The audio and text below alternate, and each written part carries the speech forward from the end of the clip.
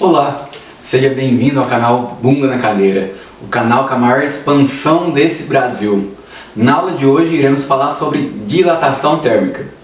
Seja bem-vindo, coloque a bunda na cadeira, vamos estudar. Se prepare, hein? Fazer uma explosão de conhecimento.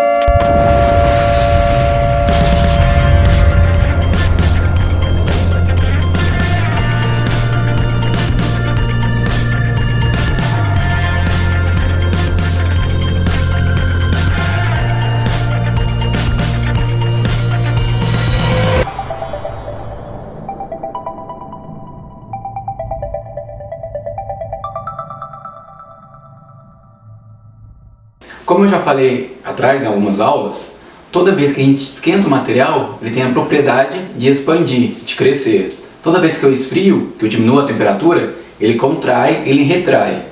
Correto? Hoje a gente vai estudar em termo agora matemático. Vamos colocar equações nessa expansão ou nessa contração. Na aula de hoje a gente vai estudar sobre dilatação térmica. Tem três maneiras de ver dilatação de um sólido. Ou a gente vai se preocupar somente com o seu comprimento, que seria uma dilatação linear, ou a gente se preocupa somente com a área, que é uma dilatação superficial, ou a gente olha todo o volume do material, que é uma dilatação volumétrica. Todo material que a gente encontra tem um volume, tem comprimento, largura e profundidade.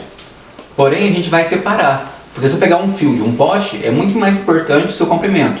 Ou seja, a gente vai analisar somente a dilatação linear. Falando nisso, não sei se já repararam que um poste, o fio não é completamente retinho, ele tem uma barriguinha. E para que serve essa barriguinha? É o seguinte, porque quando está muito frio, o metal vai contrair, vai diminuir de tamanho. Vamos supor, ele está desse tamanho, a temperatura ambiente, quando esfria, ele diminui. Se o fio no poste não tivesse essa barriguinha, quando diminuísse a temperatura, ele ia contrair, podendo até romper, estourar. Então sempre em fiação de poste, você vai ver que o fio é muito maior, é um pouco maior do que a distância entre os dois postes. Porque tem que ter esse excesso, essa folga. Porque quando a temperatura diminui, ele vai contrair. A mesma coisa acontece em trilhos de trem. Ele não é apenas uma barra contínua, mas você tem um espaçamento. Por que isso?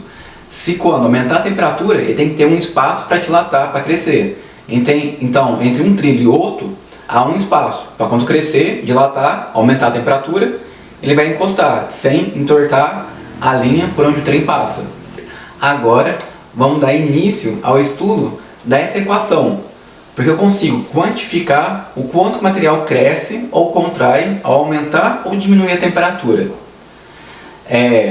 O tanto que vai crescer, essa variação, vai vir representado pelo delta, igual variação de comprimento, delta L, variação da área, delta A, variação do volume, delta V. E vamos reparar, eu tenho um fio, eu quero saber qual que é a variação que ele cresceu ao aumentar a temperatura, então esse delta L. A gente tem que ter em mente que essa variação de comprimento, ela é proporcional à variação de temperatura. Se a temperatura aumenta muito, essa variação de comprimento aumenta muito, é proporcional. Quanto mais aumenta a temperatura, mais o corpo dilata. E também é proporcional à quantidade de matéria inicial. Se eu tenho um fio desse comprimento, ao dilatar, ele vai crescer um pouquinho. Se eu tenho um fio de comprimento maior, ao dilatar, ele dilata mais. Por quê? Tem mais átomo para afastar um do outro. Então a variação do comprimento também é proporcional à quantidade de material inicial, ou seja, ao comprimento inicial. A gente vai colocar isso numa equação. Porque o que eu sei? Que a variação do comprimento é proporcional à variação de temperatura e também sei que a variação do comprimento é proporcional ao comprimento inicial. Toda vez que eu tenho uma proporção e quero transformar isso numa equação, é só colocar uma igualdade e uma constante, multiplicando tudo aquilo que é proporcional. Então repare do lado. Então a variação do comprimento, delta L, é igual ao comprimento inicial, L0, vezes a variação de temperatura, ΔT, vezes uma constante. Essa constante é chamada de coeficiente de dilatação linear, que vamos representar aqui pela letra alfa. Tudo bem? Em relação à unidade desse coeficiente, isso pega um pouco. Por quê? a unidade desse coeficiente é graus Celsius a menos 1, elevado a menos 1. Então toda vez que aparecer alguma coisa, vamos supor 5 vezes 10 à quinta vezes graus Celsius a menos 1. Esse grau Celsius a menos 1 não é temperatura, é o coeficiente. Então não confunda o coeficiente com a temperatura. A temperatura vai ser graus Celsius somente. O coeficiente, graus Celsius elevado a menos 1. Esse mesmo raciocínio que a gente utilizou para chegar na forma de dilatação linear, nós podemos utilizar também para dilatação superficial e dilatação volumétrica. Por quê? Se eu pensar agora numa área, numa forma que você coloca pão de queijo, a gente se importa mais com a área dele. Então ele tem uma área inicial. Quando leva para o forno, ele vai dilatar, ele vai crescer. Então, tanto que essa área vai crescer, o ΔA é proporcional à variação de temperatura, o tanto que eu aqueci, e também é proporcional à área inicial. Quanto maior a área, mais ele vai dilatar. Quanto menor a área, menos ele dilata. Então, colocando essa equação, essa proporção numa equação, vai ficar que a variação da área é igual à área inicial, a zero, vezes a variação de temperatura, que é o ΔT, vezes um beta. Esse beta, ele vai ser o dobro do coeficiente linear, sempre que a variação de temperatura não for muito brusca, certo? Então eu posso pensar que o beta é 2 vezes o alfa. Então em algum exercício, se você precisar do beta, mas ele fornecer apenas o alfa, o coeficiente linear, você multiplica por 2, que você vai obter o coeficiente de dilatação superficial, o beta. Agora, para finalizar, a última equação da aula de hoje, que é a variação volumétrica. Se eu pensar num cubo quadrado,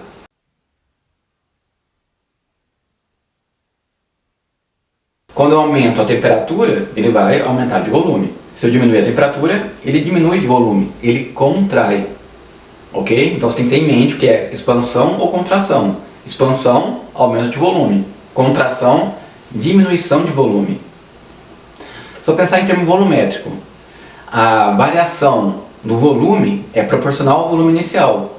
Quanto mais volume eu tenho no começo, se eu esquentar, mais ele cresce. E também é proporcional à variação de temperatura. Se eu aumentar muito a temperatura, ele vai dilatar muito. Colocando nessa proporção, transformando isso numa equação. Então vai ficar que a variação do volume é igual ao volume inicial, o V0, vezes a variação de temperatura, ΔT, vezes um gama.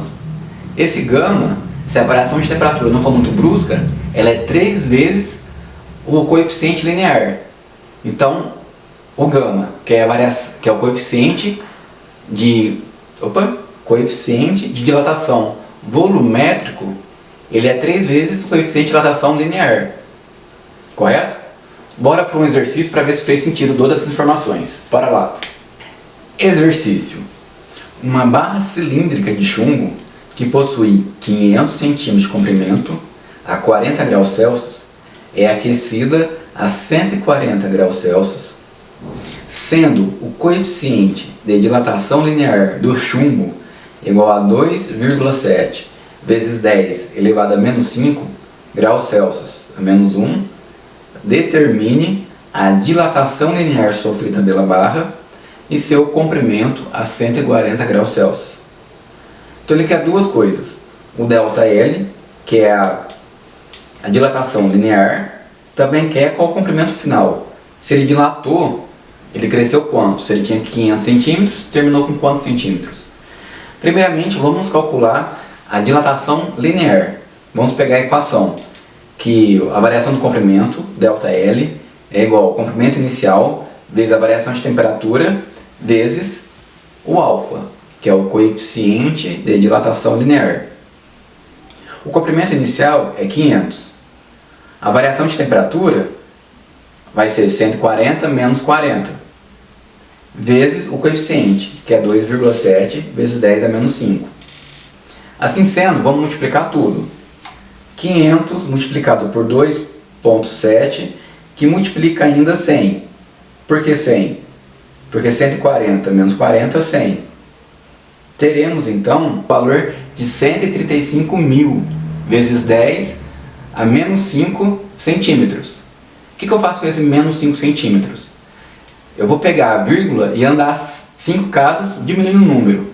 Então vai ficar o 1350 vai virar 1,35. Porque a vírgula vai andar 5 casas diminuindo o número. Então, respondendo a primeira parte. Qual foi a variação do comprimento? Então a barra tinha 500, variou, aumentou, teve uma variação de 1,35. E agora quer saber qual o comprimento final da barra quando está na temperatura de 140. Então é só somar o comprimento inicial, 500, mais a variação, que foi de 1,35. Logo, o comprimento final da barra é igual a 501,35 centímetros. Ok? Então o exercício é isso. Repare que o exercício em si, a física, não é difícil. O que muitos alunos pecam é nessa grandeza de 10 elevado a alguma coisa. Porque não sabe o que fazer com a numeração, não sabe se aumenta, se diminui. Então aqui a matemática acaba sendo um pouco mais complicado do que a física em si, né? Então, estude, pratique, ok? Qualquer dúvida, mande aí nos comentários, que eu estarei aqui disposto a responder.